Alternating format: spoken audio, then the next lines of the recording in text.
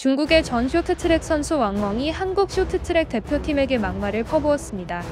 왕멍은 2010년 밴쿠버 올림픽에서 3관왕을 할 정도로 실력은 있었지만 원래 선수 시절부터 양아치 선수로 쇼트트랙 세계에서 유명했습니다.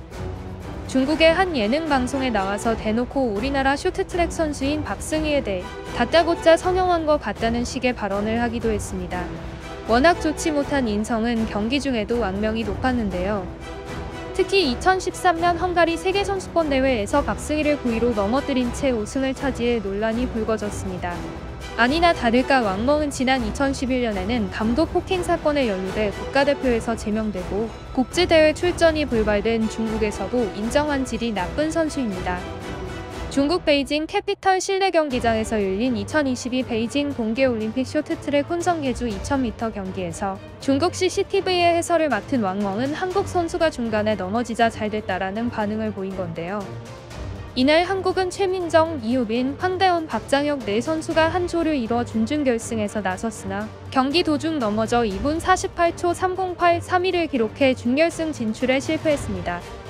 우리나라의 박장혁 선수가 코너를 돌던 중 스케이트 날이 빙판에 걸려 넘어지자 왕멍은 박수를 쳤는데요.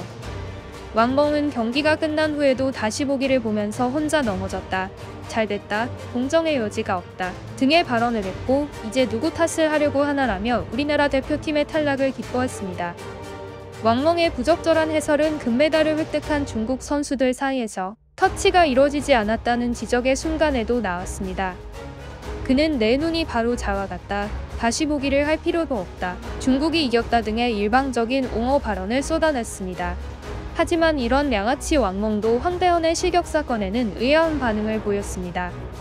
2022 베이징 동계올림픽에 한국 대표로 출전할 쇼트트랙 남자 대표팀 간판 황대헌이 1000m 준결승전에서 석연치 않은 판정으로 탈락해 국민들이 공분하고 있는데요.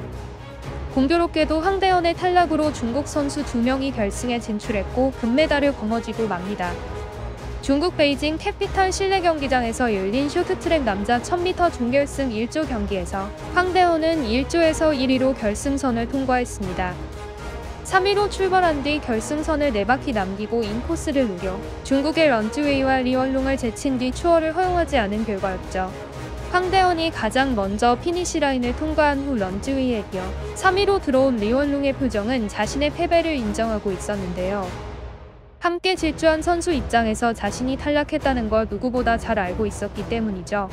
그런데 중국 선수들도 깜짝 놀랄 일이 경기 후에 벌어지고 맙니다. 심판진이 황대헌에게 실격 판정을 내린 것이죠. 심판진은 비디오 판독을 통해 황대헌이 1위로 추월하는 과정에서 레인 변경을 늦게 했다고 봤습니다. 이에 편파 해설의 진술을 보여주고 있는 중국 TV 해설위원 왕멍마저도 어머나 이건 정말 의외라고 놀라는 반응을 보였습니다. 레인 변경 반칙이란 추월 시 접촉을 유발하는 불법적인 뒤늦은 진로 변경을 할 경우 부여합니다. 뒤에 있던 주자가 선제 주자를 추월할 때 주자들 사이에서 벌어지는 진로 방해 행위 등에 대해 주어집니다. 안쪽으로 파고들 때 이러한 반칙을 엄격하게 잡아내면서 아웃코스로 갔다가 다시 인코스로 들어와 추월하는 일명 호리병 주법이 많이 사라졌죠.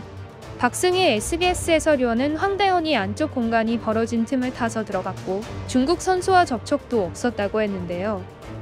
오히려 리원룽이 황대헌에게 손을 썼는데 왜 이런 판정이 나왔는지 의문이 든다고 했습니다. 장애물을 만났다고 반드시 멈춰야 하는 것은 아니다. 벽에 부딪힌다면 돌아서서 포기하지 마라.